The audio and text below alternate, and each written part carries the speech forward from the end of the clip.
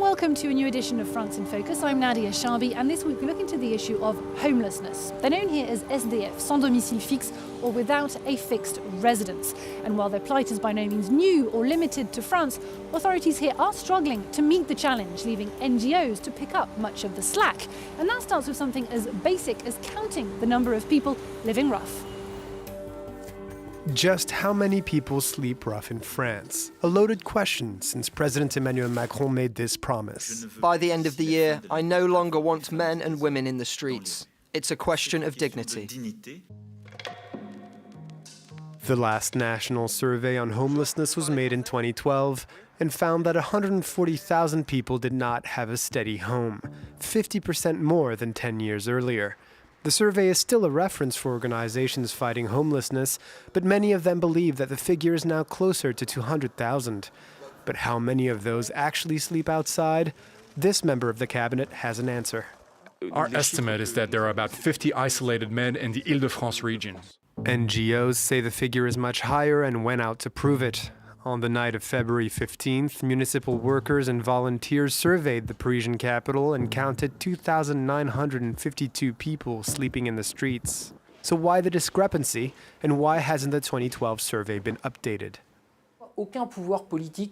No political power wants to see these figures when they're given in a transparent way. But we believe that if we want to really fight homelessness, we need data, and we have to communicate it, even if it's bad. If we don't know the problem, then we can't have an appropriate response. In the UK, since 1998, the government has published an annual report making note of every single person without shelter.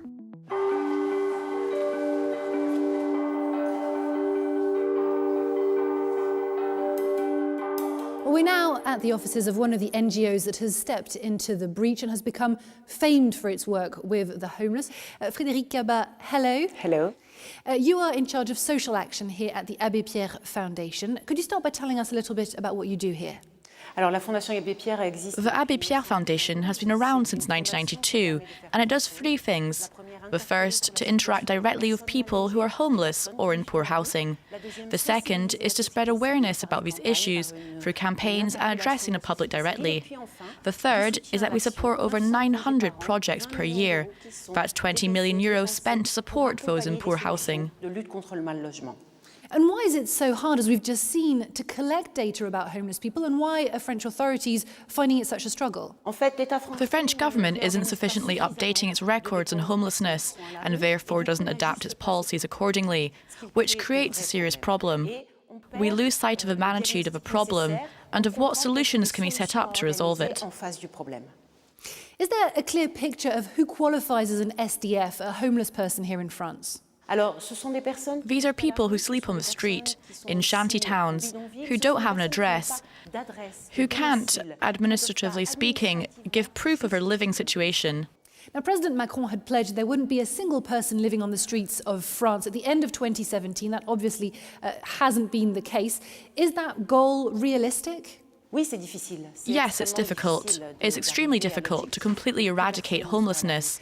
So we need to commit resources that prevent people from ending up on the streets, but also to build housing and help people get access to it. Now, the extent of this problem might surprise some of our viewers. After all, France is known as a welfare state. Today, France's system of national solidarity is chipping away. So we need to be very careful to protect our model that integrates and supports the most fragile, that redistributes national solidarity. So let's be vigilant and take care of those who are vulnerable. And how hard is it for someone living on the streets of France to be reintegrated into society? Yes, it's difficult, very difficult. We need to find resources, give people a sense of worth, to bounce back from the shock of ending up on the street. But above all, we need to give these people housing, because that is the very first step to rebuilding one's life, making a plan and overcoming these hardships. FREDERIQUE, KABA, thank you very much for having spoken to us. Merci. Well, let's take a closer look now at one man's story. Fabrice is 45. He spent a third of his life sleeping rough on the streets of Paris. The temperature is nearing 0 degrees in Paris this morning. Fabrice doesn't travel light. He carries his entire life with him. his 3 dogs and 2 sleeping bags. He's heading to the Place de la République, where he usually goes to beg. Fabrice rarely takes the metro.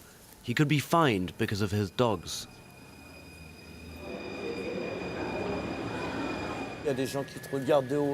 People stare and look you up and down, but this sort of thing can happen to anybody. When you see everything you have to pay for, how do you expect people to get by? You have debts, loans, it's a whole mess. And then before you know it, you're caught in a spiral. It's all about money.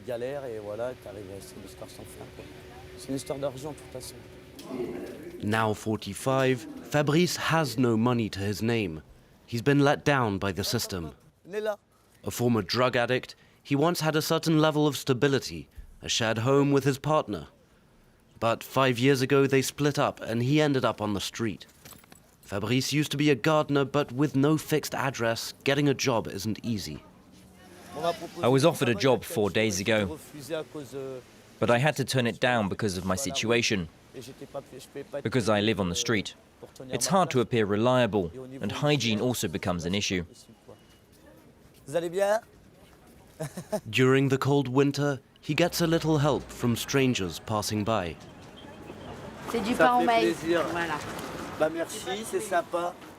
It's a scandal. This sort of thing isn't right. And in this country, we're not doing anything to prevent it. It's shocking and it shouldn't be happening, especially when it's cold. Some buildings are left completely empty while people are sleeping in the street. It's unthinkable. There is one option. Fabrice dials 115, the national helpline for emergency shelter. I wanted to know if you have any space for tonight. Let me put you on hold while I check. I'm sorry, you'll have to call back again later.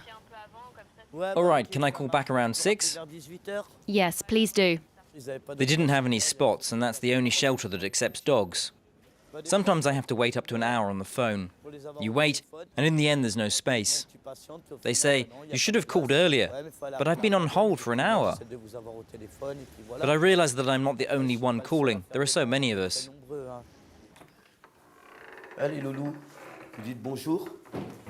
We meet up with Fabrice at the emergency shelter, where he's managed to get a room. I think it's better. At least we have a little more privacy than before with these shared showers and so on. I think individual rooms are much better. But most of these rooms are only available for one night. After a quick coffee, Fabrice will be out on his own again. It's a jungle out there. It's not right that in this day and age, people still have to sleep in the streets. It's unacceptable. When I see grannies and old men, it's just not right. If you can't make it, you're left to die. Not everyone manages to find a room in a shelter. Each night in Paris, there are several thousand people who, just like Fabrice, have nowhere to go.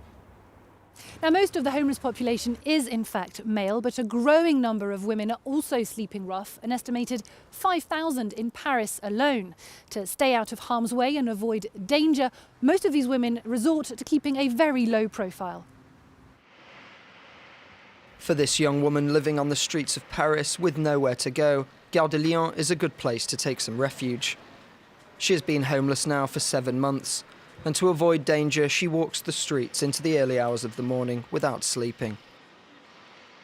When you're on the streets at night, you see people who are in a bad way and who are treated badly. For women on the streets, there's always a fear that you could be attacked. There's always a threat.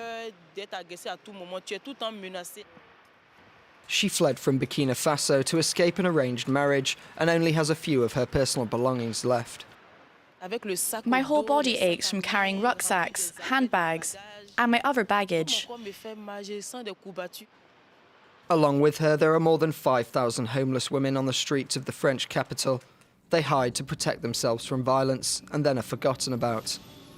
SAMU Social is an organisation that provides emergency services for the homeless in the Île-de-France region.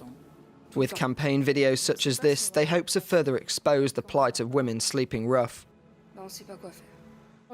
We chose this campaign because, paradoxically, even though women are more at risk on the streets than men, they're still finding it harder than men to find somewhere to live. Only 1 in 4 women end up getting housed when they call our emergency line, so that means that 3 out of 4 are being left behind. Bonjour. Entrez. Christine Legrand was lucky enough to move into this emergency shelter 4.5 years ago after 15 years on the streets. I lost my sense of being a woman. I thought of myself as less than nothing. It's horrible to say, but I thought I was done for. When I arrived here, I was a serious alcoholic, homeless and with a bad alcohol problem. But I was able to rehabilitate myself and feel more feminine. I bought things for myself like jewelry and other knickknacks. Christine has benefited from her stay at the centre by putting money aside and soon hopes to rent her own apartment. Yet many other women do not have this chance, only the hope that they'll be shuttled to a welcome centre, staying for just 1 night, if they're even able to board the bus. Well, so we leave this edition. Thank you for watching. Stay tuned to France 24.